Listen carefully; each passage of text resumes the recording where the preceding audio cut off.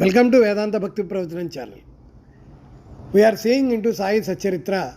Up to 37 chapters, we have learned so many things about Sai Baba. In this 38th chapter, what writer is telling, let us see.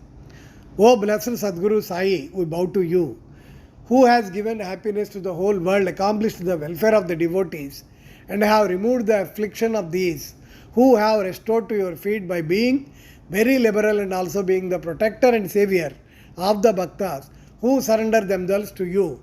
You have incarnated yourself in this world to oblige mankind and do them good. The liquid essence of pure self was poured into the mold of Brahma, and out of this has come out the crest jewel of the saints Sai. The Sai is Atmaram himself. He is the abode of the perfect divine bliss. After being attained himself all objects of life, he made his devotees established on the path. Baba Sandi. Different sadhanas are prescribed in our scriptures for different ages. Tapa is recommended for Kritayas, Dhyan for Tretayas, Yajna for Dvaparas, and Dan for Kaliyas. Of all the charities, giving food is the best one. We are much perturbed when we got no food at noon. Other beings feel similarly under such circumstances. After knowing this, he who gives food to the poor and hungry is the best donor or charitable person. The Taittiriya Upanishad says that food is Brahma, from food all the creatures are born, and by food they live, and after having departed, into food again they enter. When an Atithi comes to our door at noon, it is our duty to welcome him by giving him food. Other kinds of charities, giving away wealth, property and clothes etc. require some discrimination, but in the matter of food, no much consideration is necessary. If anybody comes to our door at noon, he should be served forthwith, and if lame, crippled, blind and diseased persons come, they should be fed first, and the able-bodied persons and our relations afterwards. The merit of feeding the former is much greater than that of feeding the latter. Other kinds of charities are imperfect without this annadan, just as stars without the moon, necklace without its pendant, crown without its pinnacle, pond without a lotus, bhajan without devotion, married lady without kumkum mark, song without a sweet voice, or buttermilk without salt. Just as Varan exceeds all other dishes, Anadan is the best of all merits. Now let us see how Baba prepared food and distributed it to others. It has been stated before that Baba required very little food for himself, and whatever little he wanted was obtained by begging from a few houses. But when he decided to distribute food to all, he made all preparations himself. He depended nobody and troubled none in this matter. First he went to the bazaar and bought all the things, corn, flour, spices etc., paying cash. He also did the grinding. In the open courtyard of the masjid, he arranged a big hearth, and after lighting a fire, he kept a handi over it with a proper measure of water. There were two kinds of handis, one small and the other big. The farmer provided for 50 persons, the latter for 100. Sometimes he cooked methi chawal, and at other times biryani with meat. At times in the boiling varan, he let in small balls of thick or flat bread of wheat flour. He grinded the spices on a stone slab and put them, then pulverized the spices into the cooking pot.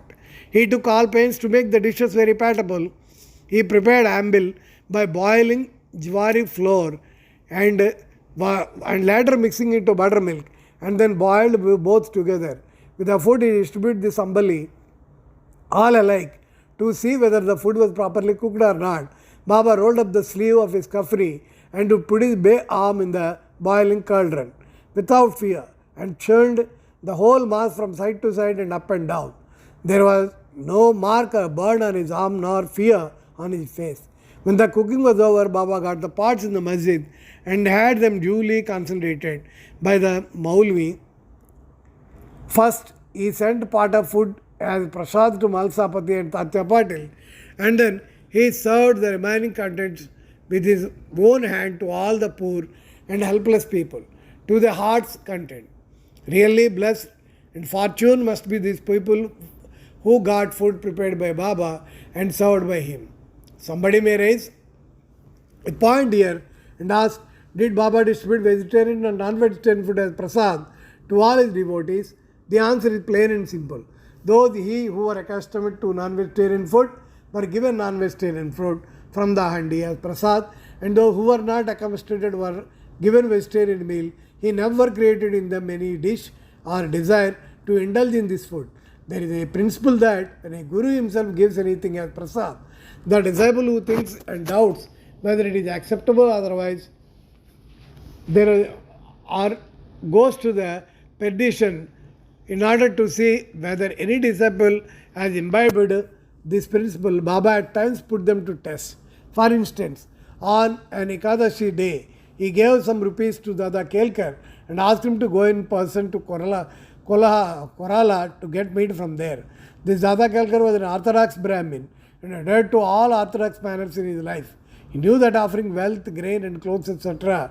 to a Sadguru was not enough, but the implicit obedience to him and prompt compliance with his order was the real dakshana that pleased him most. So Dada Kelkar dressed himself and started for the place. Then Baba called him back and said, "Don't go yourself, but send somebody." Then Dada sent his servant Pandu for that purpose. When Baba saw him going, he asked Dada to call him back and cancel that program. On other occasion, Baba asked Dada just to see how the biryani was done. The latter replied casually that it was all right. Then Baba said to him, "Neither you have seen, say that it is good. Just take off the lid and see." While saying this, Baba caught his arm and thrust it into the pot and added, "Take some a wave of real love rises in the mother mind. She pinches her child and when begins to cry, she hugs himself close to her bosom." Similarly, Baba in a true motherly way pinched Dada Kelkar in this way really. No saint or guru will ever force his orthodox disciple to eat food forbidden in his religion. The handi business went for some time till 1910 and was stopped thereafter. As stated before, Das Gandu spread the fame of Baba by his kirtans far and wide in the Mumbai presidency, and people from that part of the country began to flock to Shirdi, which became very soon a place of pilgrimage. The devotees brought them with various articles for presentation and offered various dishes as food of Naivedya. The quantity of Naivedya offered by them was so much that the fakirs and paupers could feed themselves to their heart content, leaving some surplus behind.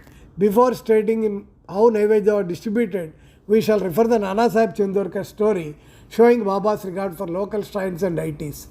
By drawing inferences or guessing in their own way, some people said that Sai Baba was a Brahmin and some said that he was a Muslim. In reality, he belonged to no caste. No one knew definitely when he was born and in what community and who his parents were. Then how could be a Muslim or Brahmin if he was a Muslim?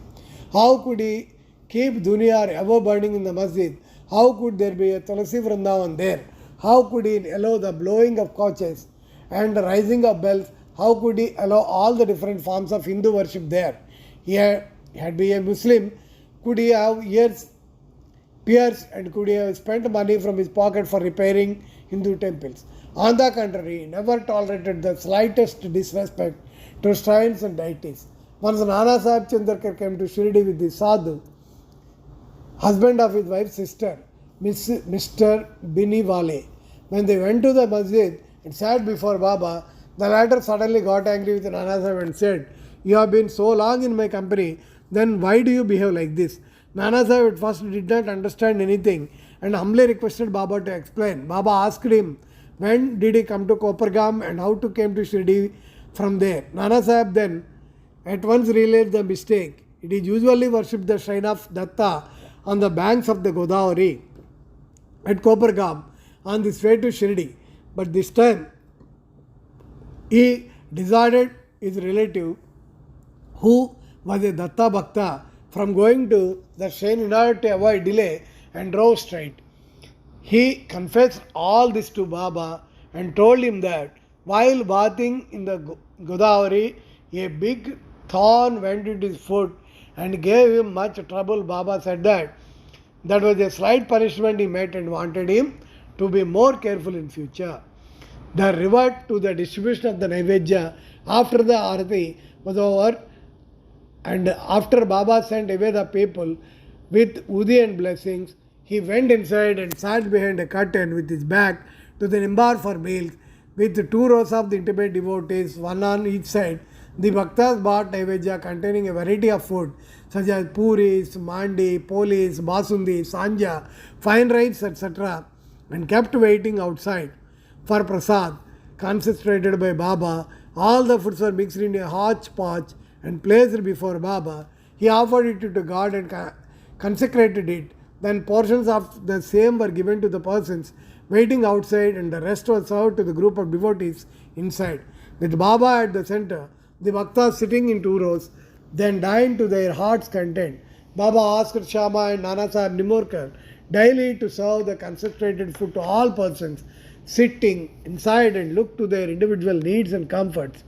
This they did very carefully and willingly. Every morsel of the food thus partaken gave the fulfillment and satisfaction. Is such sweet, lovely, and consecrated food. It was ever auspicious and ever holy. Once, Hemad Pandit had eaten on his full capacity of this company. When Baba offered him a cup of buttermilk, its white appearance pleased him, but there was no space for it. He, however, took on a sip. On seeing his faltering attitude, Baba said, "Drink it all. You won't get any such opportunity hereafter."